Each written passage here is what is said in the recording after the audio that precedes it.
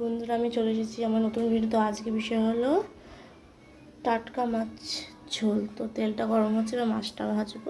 তো দেখো কড়াইতে মাছগুলো দিয়ে দিচ্ছি, মাছগুলো এবার ভাজা হবে।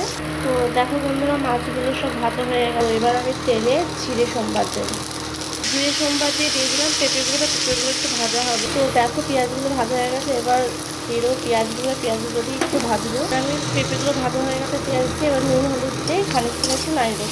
সবাই আন্দাজ মতো নুন হলুদ দিয়ে দিও। হলুদে ভাজা ভাজা হয়ে গেছে, এবার দিয়ে দেবো মশলা। আর আমি মাছে কি মশলা দিলাম সেটা যদি জানতে চাও তো কমেন্টে বলে আমি রিপ্লাই দিয়ে দেবো।